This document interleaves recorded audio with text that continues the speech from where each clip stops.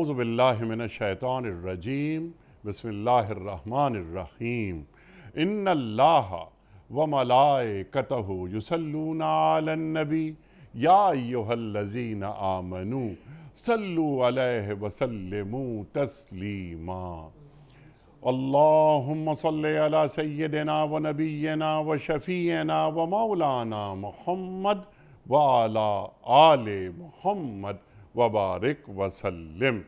محترم خواتین و حضرات، السلام علیکم۔ پیام صبح کے ساتھ ایک بار پھر حاضر میں ہوں آپ کا میزبان انیق احمد۔ خواتین و حضرات، پیام صبح میں پیر، منگل، بدھ اور جمعرات 4 دن ہم بات کرواتے ہیں اپنے ملک کے جید علماء سے قرآن کریم کے مختلف آیات کے تعلق سے، لیکن جمعہ اور ہفتہ 2 دن سوال و جواب کے لیے ہوتے ہیں۔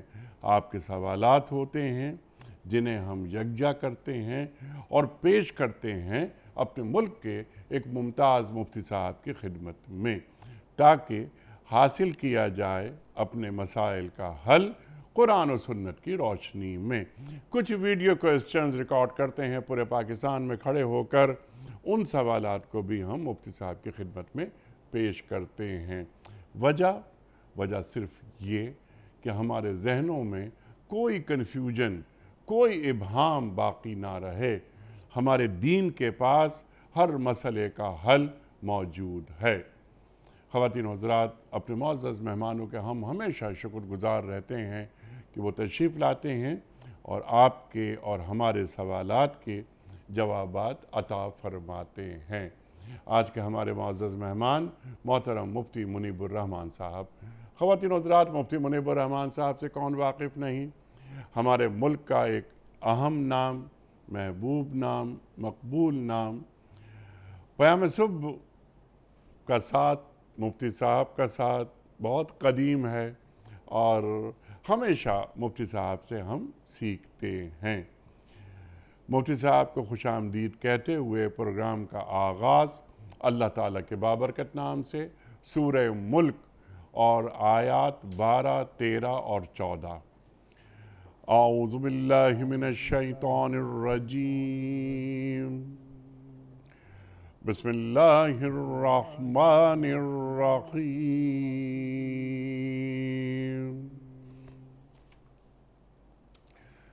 ان الذین یخشون ربهم بالغیب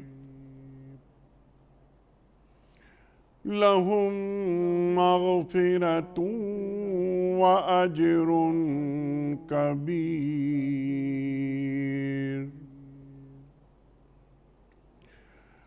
إن الذين يخشون ربهم بالغيب لهم مغفرة وأجر كبير وأسروا قولكم أو اجهروا به إنه عليم بذات الصدور ألا يعلم من خلق وهو اللطيف الخبير صدق اللہ العظیم۔ جو لوگ بے دیکھے اپنے رب سے ڈرتے ہیں، یقیناً ان کے لیے مغفرت ہے اور بڑا اجر ہے۔ تم خواہ چپکے سے بات کرو یا اونچی آواز سے، وہ تو دلوں کا حال تک جانتا ہے۔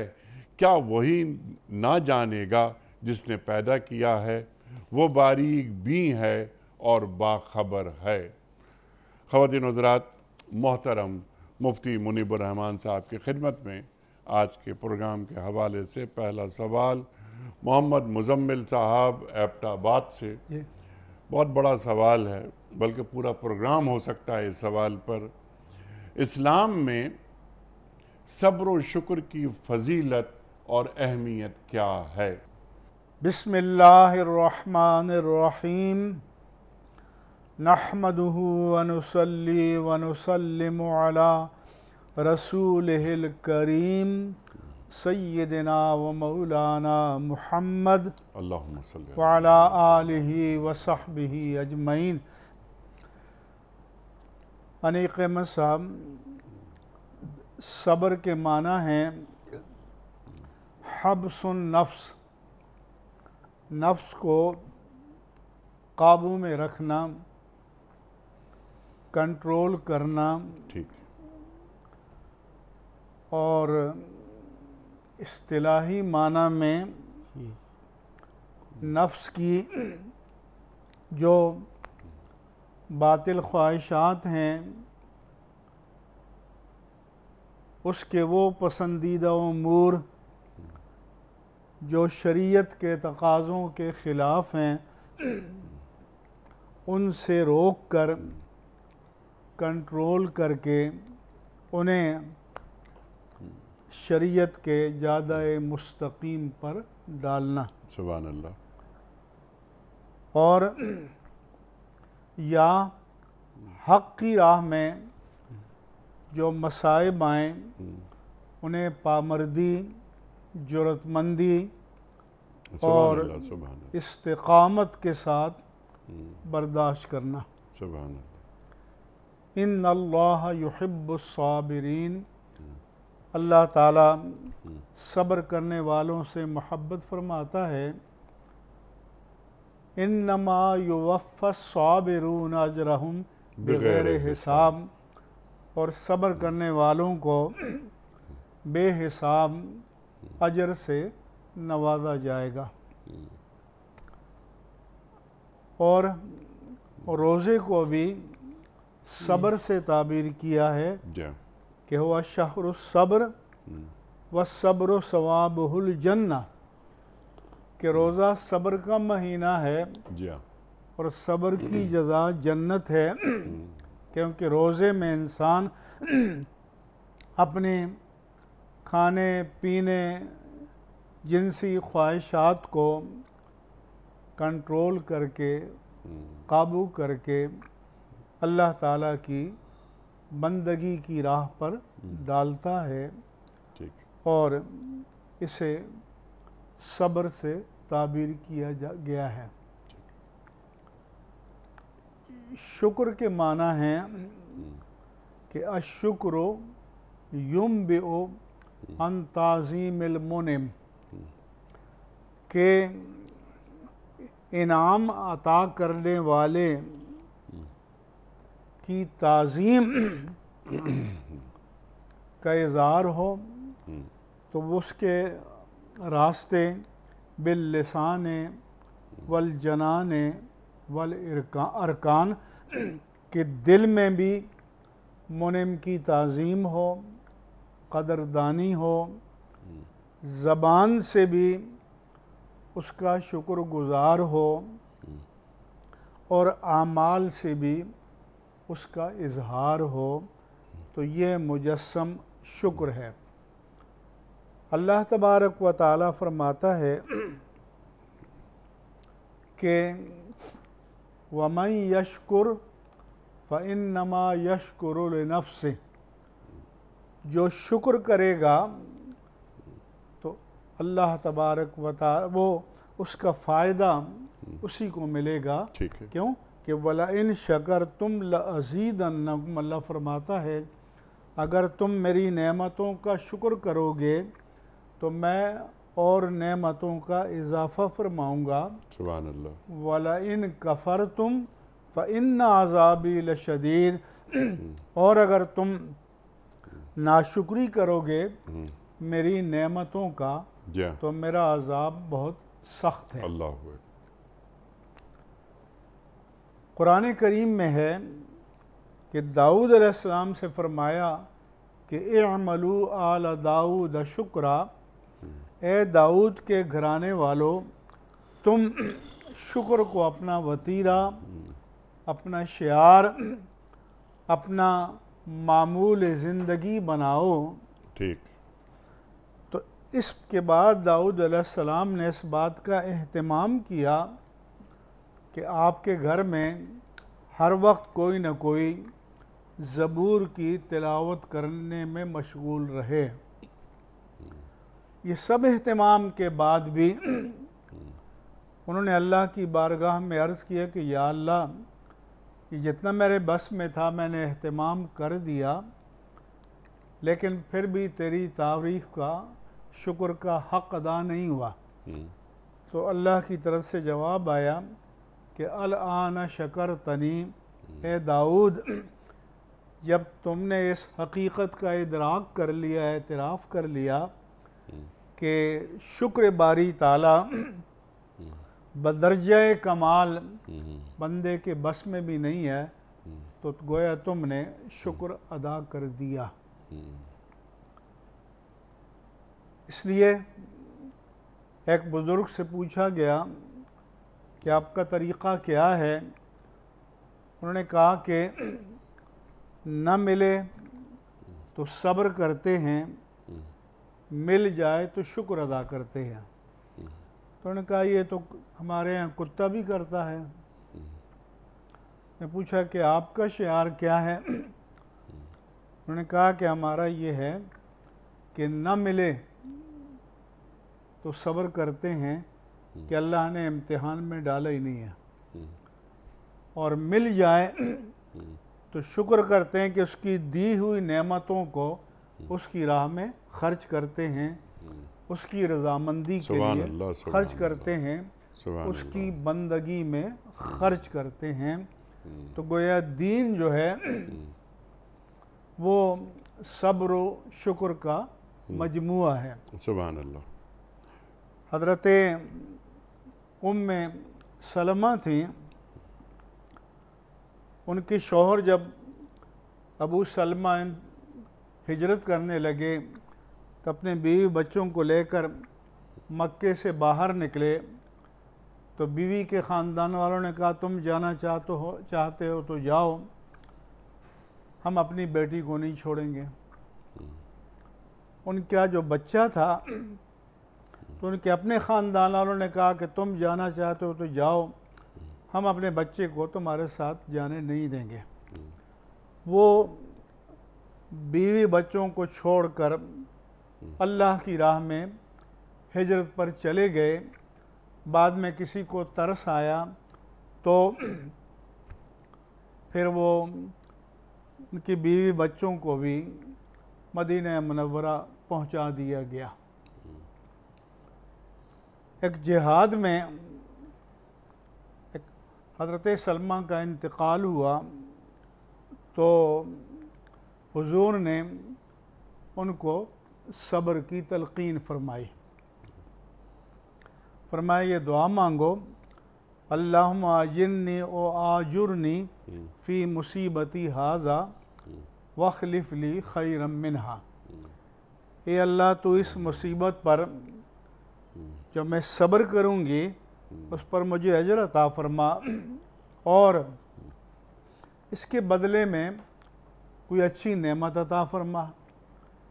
پھر کہنے لگی کہ میں نے اللہ کے رسول کے فرمان پر یہ دعا تو پڑھ لی، کہ لیکن دل میں یہ تھا کہ میرے شوہر نے اللہ کی راہ میں اپنے بیوی بچوں سب کو چھوڑ کر ہجرت کی، مشقتیں برداشت کی، اللہ کی راہ میں قربانی دی، تو ان سے بہتر نعمت اور کیا ہو سکتی ہے؟ مفتی صاحب آپ کی اجازت سے، اور میرا شوہر اس معاشرے کا سب سے خوبصورت آدمی، ماشاءاللہ۔ تو پوچھا تو لیکن میں نے اللہ کے رسول کے بات پر یقین کرتے ہوئے دعا مانگی۔ پھر یہ ہوا کہ ان کے عدت وفات گزرنے کے بعد رسول اللہ صلی اللہ علیہ وسلم نے ان کو نکاح کا پیغام دیا اور ان کو تمام مومنوں کی ماں بننے کا شرف حاصل ہوا۔ تو اس سے معلوم ہوا کہ اللہ تعالیٰ نوازتا ہے۔ ساتھ یہ بھی ضمناً اپنے ناظرین کی خدمت میں ایک لفظی اصلاح کر دوں۔ ہمارے ہاں پڑھے لکھے لوگ بھی کہتے ہیں کہ میں آپ کا مشکور ہوں، یا مجھے مشکور فرمائیں.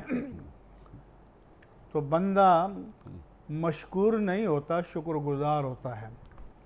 تو یا تو کہے کہ میں آپ کا شکر گزار ہوں، یا آپ کا ممنون ہوں، یا متشکر ہوں.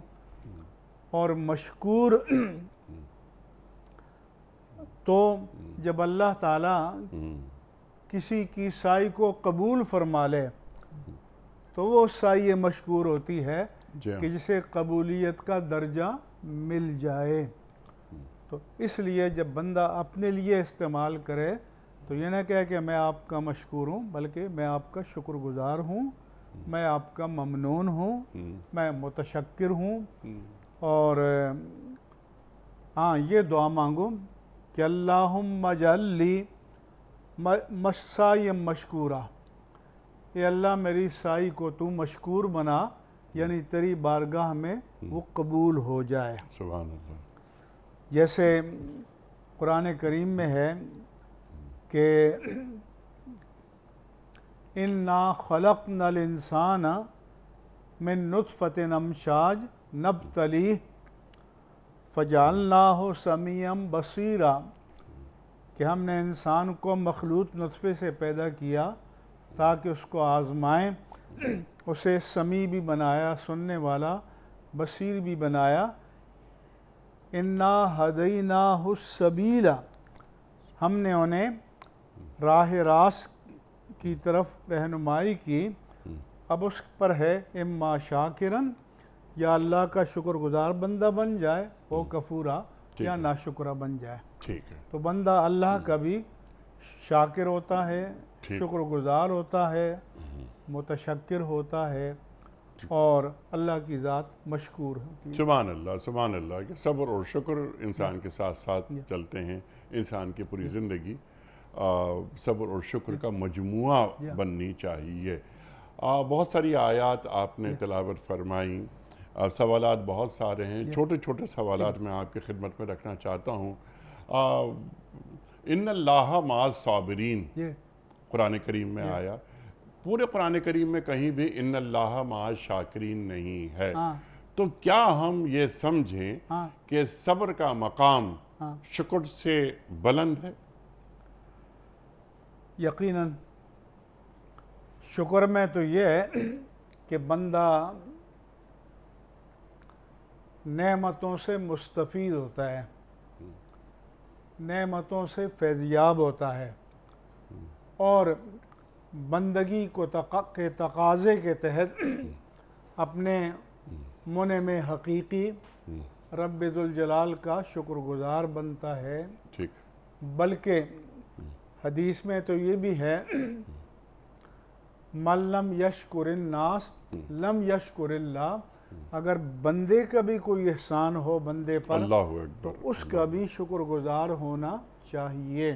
سبحان اللہ. لیکن صبر میں انسان کو ضبط سے کام لینا پڑتا ہے، اپنے نفس کے تقاضوں پر قابو پانا پڑتا ہے، اپنے نفس کی خواہشات کو شریعت کی لگام دینی پڑتی ہے.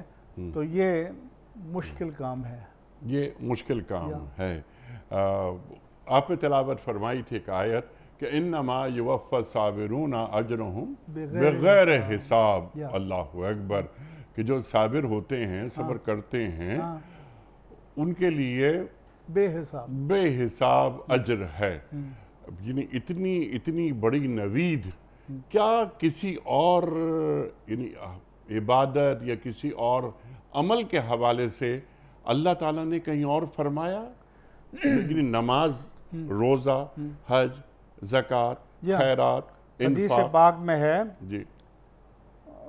کل عمل ابن آدم یضاعف الحسنۃ بعشر امثالها الی 700 ضعف.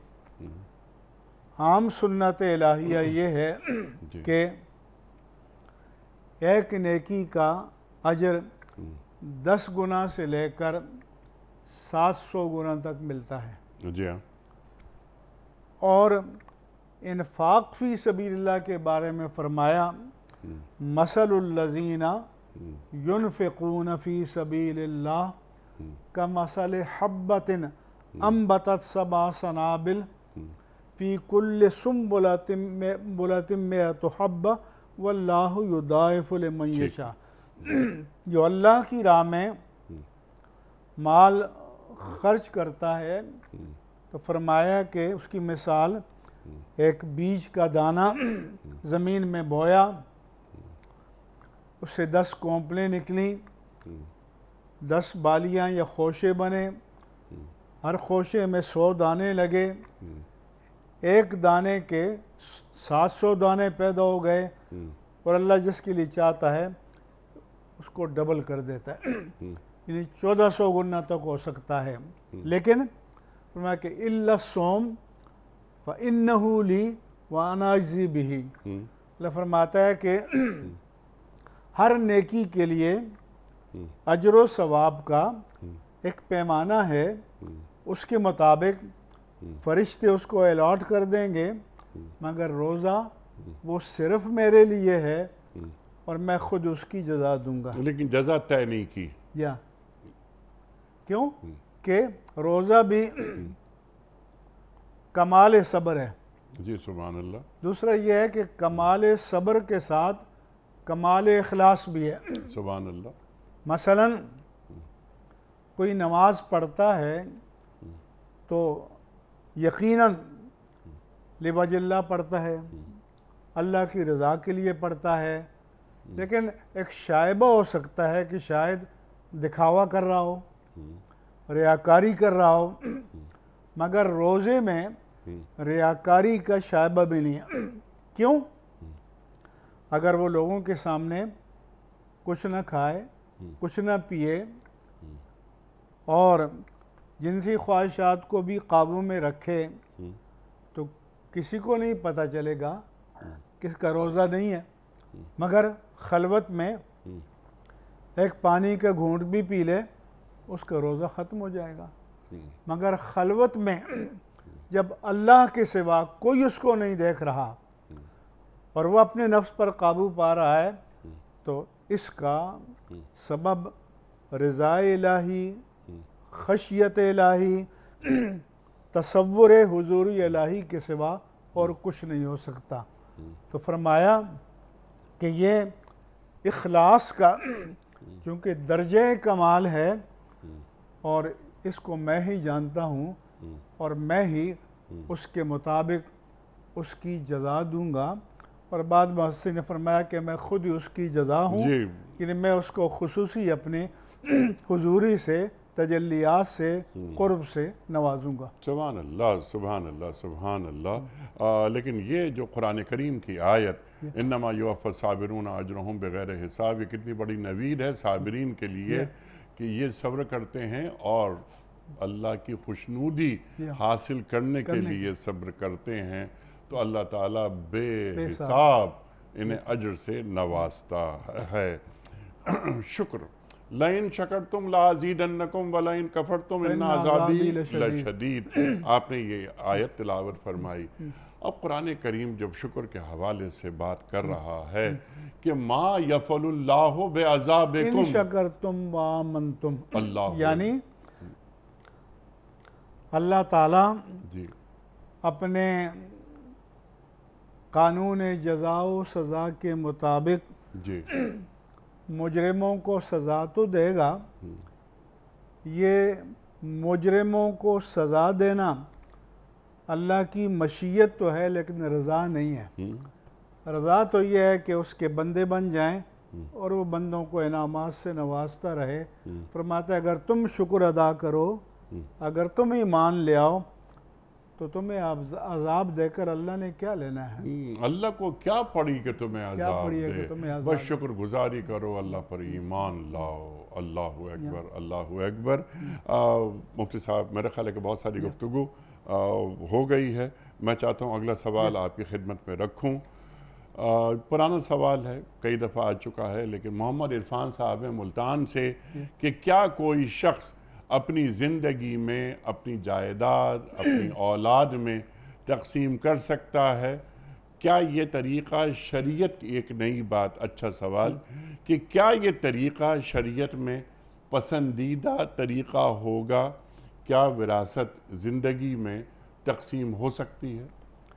انیق احمد صاحب، ایک تو اس پروگرام کے توسط سے ہم ناظرین کرام کو یہ بتانا چاہیں گے جی کہ ہمارے پاس کوئی بوڑھا باپ، بوڑھی ماں آتی ہے اور کہتی ہے کہ میرے پاس سر چھپانے کو ایک ہی گھر ہے اور میری اولاد مجبور کر رہی ہے کہ اس کو بیچو اور وراثت بانٹو۔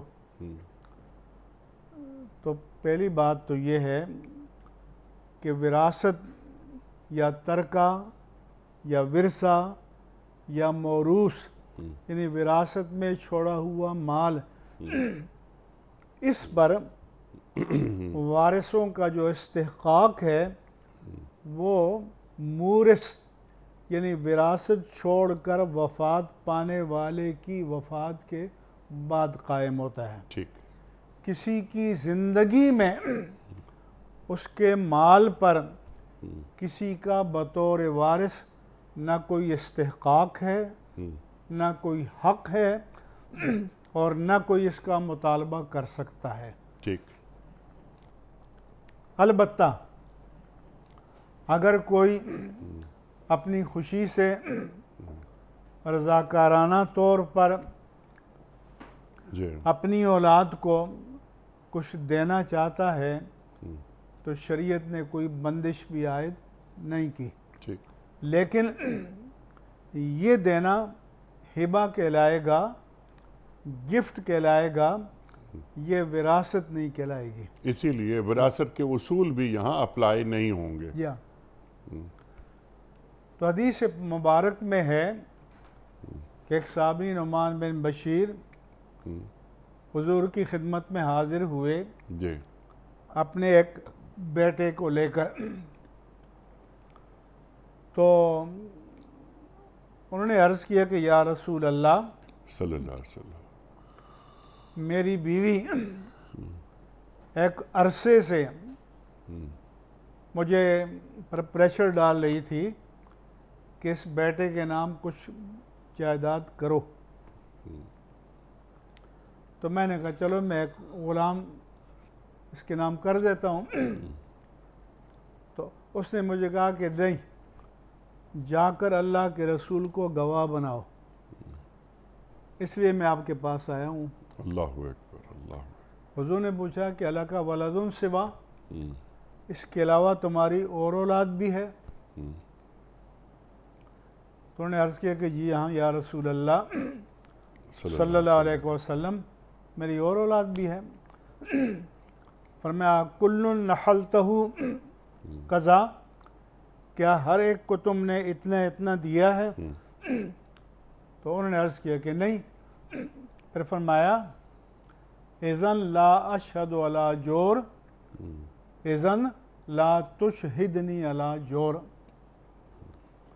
پھر مجھے ظلم پر گواہ نہ بناؤ یا میں ظلم پر گواہ نہیں بنوں گا۔ اس حدیث سے علماء نے یہ مفہوم اخذ کیا کہ اگر کوئی اپنی زندگی میں اپنے اولاد کو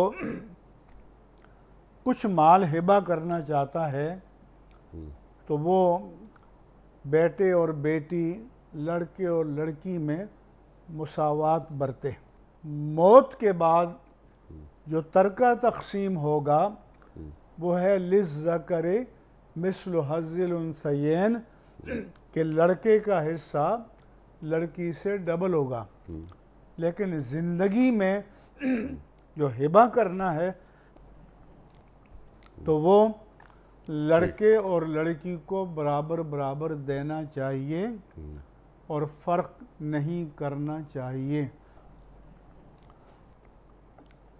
ہاں، ہمارے فقہائے کرام نے کہا ہے اگر وہ سمجھتا ہے کہ کسی بچے میں ڈیفیشنسی ہے، جسمانی نقص ہے، ذہنی نقص ہے، اور مجھے اس کا زیادہ خیال کرنا چاہیے، یا کسی نے بہت زیادہ خدمت کی ہے، یا کوئی بہت زیادہ صاحب علم ہے، تو دوسروں کو اعتماد میں لے کر کہ میں اس کو اتنا زیادہ دینا چاہتا ہوں دے دے، لیکن عام ضابطہ یہی ہے کہ زندگی میں ہبہ کرنا چاہے، گفٹ دینا چاہے، تو اپنی اولاد کو میں مساوات برتے، مساوات اور برتے، زندگی میں کوئی وارث وراثت میں حصے کا مطالبہ نہیں کر سکتا۔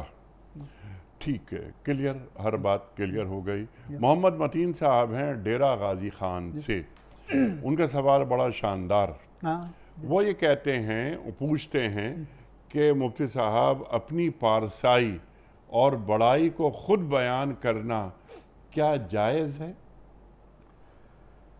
اپنی پارسائی بڑائی کو بیان کرنا پسندیدہ نہیں ہے۔ پندار نفس، عجب نفس، تکبر میں مبتلا ہونا، انا پرست ہونا، یہ بھی اللہ کو پسند نہیں ہے۔ قرآن کریم میں ہے وَإِذَا قِيلَ لَهُ اتَّقِ اللَّهَ أَخَذَتْهُ الْعِزَّةُ بِالْإِثْمِ، جب اسے کہا جاتا ہے کہ میاں خدا سے ڈرو، یہ کام نہ کرو، تو اسے اس کے گمان کے مطابق اس کی جو عزت نفس ہے اسے گناہ پر ابھارتی ہے، آمادہ کرتی ہے، اسی کو پندار نفس بھی کہتے ہیں۔ اسی طرح فرمایا وَلَا تُزَكُّوا أَنفُسَكُمْ وَهُوَ أَعْلَمُ بِمَنِ اتَّقَىٰ، اللہ اکبر، اپنے نفس کی پاکیزگی، پارسائی کے دعوے نہ کرو، وہ بہتر جانتا ہے کہ کون زیادہ متقی ہے، اللہ بہتر جانتا ہے۔ یہ بھی فرمایا أَلَمْ تَرَ إِلَى الَّذِينَ يُزَكُّونَ أَنفُسَهُمْ بَلِ اللَّهُ يُزَكِّي مَن يَشَاءُ، کیا آپ نے انہیں دیکھا نہیں جو اپنی پاکیزگی بیان کرتے ہیں، پاکیزگی کا، پارسائی کا دعویٰ کرتے ہیں، یہ دعویٰ کسی کو زیب نہیں دیتا، اللہ جسے چاہتا ہے پاکیزہ بنا دیتا ہے۔ لہذا خود ستائی، ستائش نفس، پندار نفس، عجب نفس، انا پرستی، یہ پسندیدہ بات نہیں ہے، اللہ تعالیٰ اس کو پسند نہیں فرماتا۔ اور اس کے علاوہ اگر اللہ تبارک و تعالیٰ کسی کو نعمت سے نواز دے تو اسے اللہ کا انعام سمجھنا چاہیے، اپنا کمال نہیں سمجھنا چاہیے۔ اچھا، قرآن کریم میں دو واقعات ہیں، ایک سورۃ القصص ہے، آیات 76 تا 83، اس میں اللہ فرماتا ہے ان قارون کان من قوم موسیٰ فبغى علیہم، قارون موسیٰ علیہ السلام کی قوم میں سے تھے اور اس نے سرکشی کی، وَآتَيْنَاهُ مِنَ الْكُنُوزِ مَا إِنَّ مَفَاتِحَهُ لَتَنُوءُ بِالْعُصْبَةِ أُولِي الْقُوَّةِ، ہم نے اس کو اتنے خزانے دیے تھے کہ ایک بڑی طاقتور جماعت بمشکل اس کی کنجیوں کو اٹھاتی تھی۔ اِذْ قَالَ لَهُ قَوْمُهُ لَا تَفْرَحْ إِنَّ اللَّهَ لَا يُحِبُّ الْفَرِحِينَ، اس کی قوم نے اس سے کہا کہ اتراؤ نہیں، اللہ اترانے والوں کو، تکبر کرنے والوں کو پسند نہیں فرماتا۔ وَابْتَغِ فِي مَا آتَاكَ اللَّهُ الدَّارَ الْآخِرَةَ، اللہ نے جو تمہیں بے پایہ نعمتیں دی ہیں ان کو خرچ کر کے کچھ دار آخرت کا فائدہ بھی کما لو۔ وَلَا تَنْسَ نَصِيبَكَ مِنَ الدُّنْيَا، اور دنیا میں بھی اپنا حصہ مت بھولو، جتنا دنیا میں استفادہ کر سکتے ہو کر لو۔ وَأَحْسِنْ كَمَا أَحْسَنَ اللَّهُ إِلَيْكَ، جس طرح اللہ نے تم پر احسان فرما کر ان بے حساب نعمتوں سے نوازا ہے، تم بھی اللہ کے بندوں پر ان نعمتوں کو خرچ کر کے احسان کرو۔ وَلَا تَبْغِ الْفَسَادَ فِي الْأَرْضِ، زمین میں فساد مت پھیلاؤ، اور ان اللہ لا يحب المفسدین، اللہ فساد کرنے والوں کو پسند نہیں فرماتا۔ ٹھیک۔ قال انما اوتیتہ علی علم عندی، بجائے اس کے کہ وہ کہتا ہے کہ اللہ کا کرم ہے، اس نے مجھ پر فضل کیا، میں تو اس کا حقدار نہیں تھا، اس نے کہا کہ بابا یہ سارے خزانے یہ میرا کمال ہے، مجھے جو مالیات کمانے اور جمع کرنے کا میرے پاس علم اور فن ہے، اس کی وجہ سے یہ مجھے عطا کی گئی ہیں۔ اولم یعلم قد اہلک من قبلہ من القرون من اشد منہ قوۃ واکثر جمع، اللہ فرماتا ہے کہ وہ نہیں جانتا کہ اس سے پہلے ایسے کئی قومیں گزر چکی جو طاقت میں بھی اس سے زیادہ تھے اور مین پاور بھی ان کی زیادہ تھی۔ پھر آگے فرماتا ہے وَخَرَجَ عَلَىٰ قَوْمٍ فِي زِینَتِهِ، ایک دن بن ٹھن کر قوم کے سامنے نکلا۔ قال الذین یریدون الحیاۃ الدنیا، جو دنیا کے طلبگار تھے انہوں نے کہا یا لیت لنا مثل ما اوتیا، کاش کہ ہمیں بھی اتنی دولت مل جاتی جو اس کو ملی، قارون کو ملی ہے۔ انہ لذو حظ عظیم، بڑے نصیبے والا ہے، بڑے مقدر والا ہے۔ وقال الذین اوتوا العلم، جو صاحبان علم تھے انہوں نے کہا ویلکم، تم پر افسوس ہے، ثواب اللہ خیر لمن آمن وعمل صالحا، اللہ تعالیٰ جو قیامت میں ثواب دے گا وہ اس دنیا کی دولت سے بہت بہتر ہے ان لوگوں کے لیے جو ایمان لائے اور نیک کام کیے۔ وَلَا يُلَقَّاهَا إِلَّا الصَّابِرُونَ، اور آخرت کی بے پایہ نعمتیں صبر کرنے والوں کو نصیب ہوتی ہیں۔ پھر اللہ تعالیٰ فرماتا ہے فَخَسَفْنَا بِهِ وَبِدَارِهِ الْأَرْضِ، وہ اپنے گھر اور محل سمیت زمین میں دھس گیا۔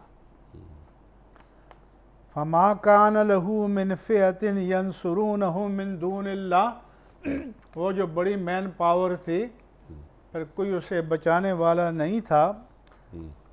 اور پھر اللہ فرماتا ہے وَأَصْبَحَ الَّذِينَ تَمَنَّوْا مَكَانَهُ بِالْأَمْسِ، وہ جو کل کہہ رہے تھے کہ ہمیں بھی اتنی یہ دولت مل جائے، یقولون، کہنے لگے وَيْكَأَنَّ اللَّهَ يَبْسُطُ الرِّزْقَ لِمَنْ يَشَاءُ مِنْ عِبَادِهِ وَيَقْدِرُ، اللہ تعالیٰ جس کے لیے چاہتا ہے رزق کو کشادہ فرماتا ہے، جس کے لیے تنگ فرماتا ہے۔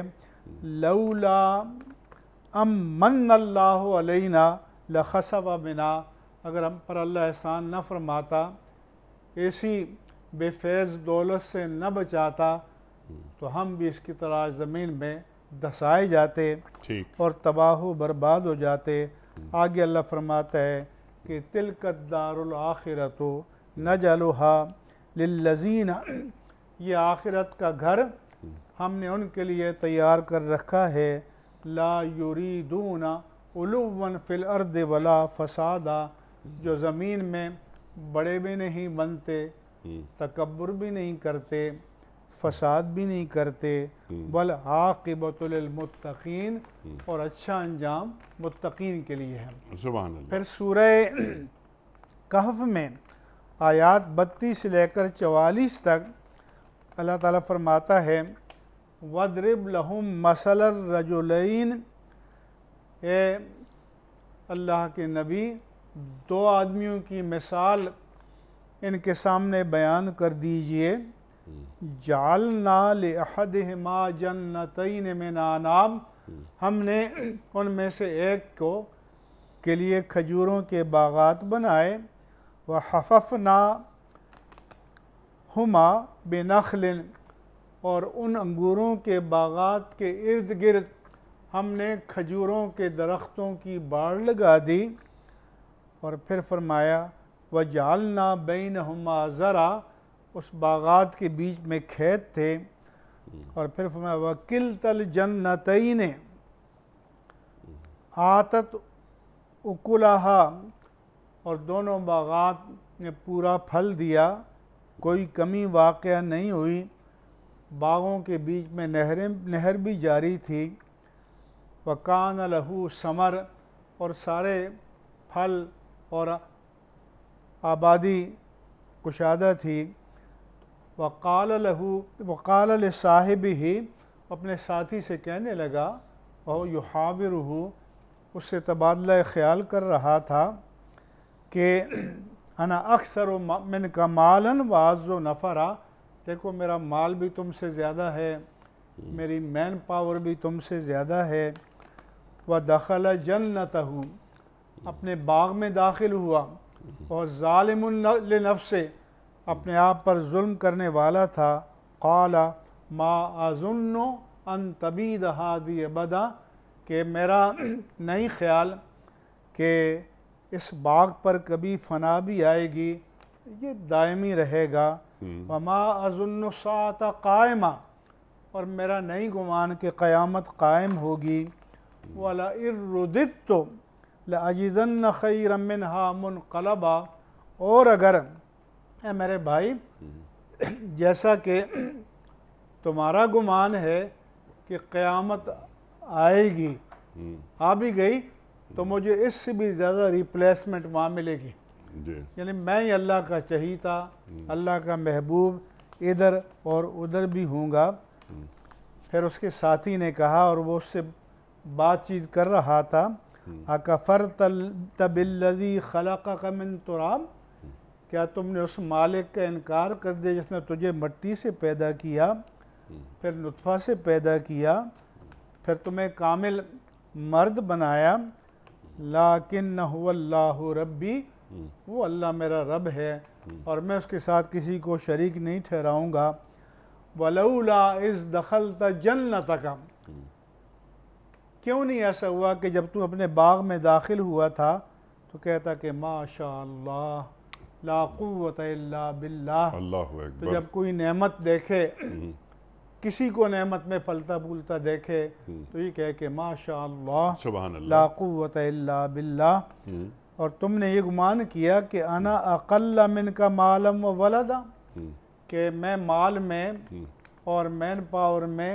اولاد میں تجھ سے کم تر ہوں، فَعَسَىٰ رَبِّي أَن يُؤْتِيَنِ خَيْرًا مِّن جَنَّتِكَ، کوئی بعید نہیں کہ اللہ تعالیٰ مجھے تمہارے باغات سے بہتر نعمتیں عطا فرما دے، وَيُرْسِلَ عَلَيْهَا حُسْبَانًا مِّنَ السَّمَاءِ، اور کبھی اچانک آسمان سے تمہارے ان باغات پر آفت نازل ہو جائے، فَتُصْبِحَ صَعِيدًا زَلَقًا، اور یہ سارے باغات چٹیل میدان بن جائیں، اور یُصْبِحَ مَاؤُهَا غَوْرًا، جس کا پانی زمین کی گہرائی میں چلا جائے، فَلَن تَسْتَطِيعَ لَهُ طَلَبًا، پھر تو اس پانی کو نکال نہ سکے، وَأُحِيطَ بِثَمَرِهِ، پھر اس کے پھلوں کو آفت نے گھیر لیا، فَأَصْبَحَ يُقَلِّبُ كَفَّيْهِ، پھر کف افسوس ملنے لگا، اور پھر کہنے لگا عَلَىٰ مَا أَنفَقَ فِيهَا وَهِيَ خَاوِيَةٌ، کہ وہ چھپروں کے بل وہ سب گر چکے تھے، پھر افسوس کرنے لگا۔ تو یہاں یہ پتہ چلا کہ بندہ مومن پر اللہ تعالیٰ کوئی نعمتیں نازل کرے، وہ جمال کی صورت میں ہوں، کمال کی صورت میں ہوں، عقل کی صورت میں ہوں، مال کی صورت میں ہوں، خود کو اولاد چھوٹا کی رکھ کر صورت میں پیش ہوں۔ کرے، انکسار کا مظاہرہ کرے، اور جسے ہم کہتے ہیں عام کے یعنی انسان کا بچہ ہو کر رہے، بس انسان کا بچہ ہو کر رہے، رب کا بندہ بن کر رب رہے، کا بندہ بن کر رہے، عاجز بنے، اور یہ نہ کہے کہ میں ڈیزرو کرتا ہوں، یہ کہے کہ اللہ رب نے مجھ تعالیٰ پر انعام فرمایا، اللہ تعالیٰ نے انعام فرمایا، یہ اللہ تعالیٰ کی رحمت ہے، اس کا فضل ہے۔ بندے کو مجسم بندگی اور پے کرے عجز و انکسار، سبحان اور اللہ، مجسم تشکر و امتنان بننا چاہیے۔ سبحان اللہ، سبحان اللہ۔ مفتی صاحب، اللہ کے رسول صلی اللہ علیہ وآلہ وسلم کا ایک قول جب بھی ہم پڑھتے ہیں، میں تو اپنی جگہ سے ہل جاتا ہوں کہ اے اللہ، تو مجھے میری نگاہوں میں چھوٹا اور سامنے والوں کی نگاہوں میں بڑا بنا دے۔ اللہ اللہم اجلی فی عینی حقیرہ وفی اعینہم کبیرہ۔ اللہ اکبر، اللہ اکبر۔ تو یعنی اپنی ہماری نگاہ حیثیت میں کیا؟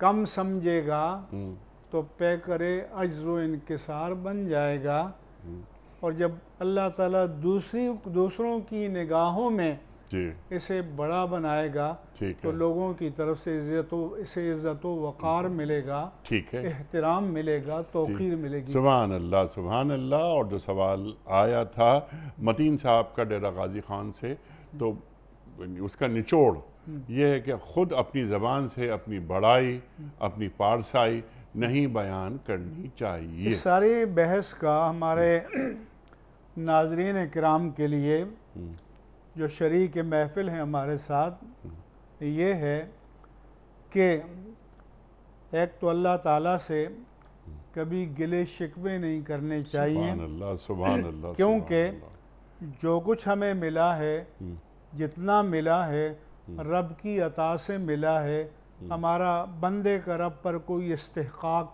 قطعاً نہیں ہے، لیکن بندہ جب سرکش ہو جائے تو اللہ فرماتا ہے وَإِذَا أَنْعَمْنَا عَلَى الْإِنسَانِ أَعْرَضَ وَنَأَىٰ بِجَانِبِهِ، جب ہم انسان پر انعام فرماتے ہیں وہ ہم سے منہ موڑ لیتا ہے، پہلو تہی اختیار کرتا ہے۔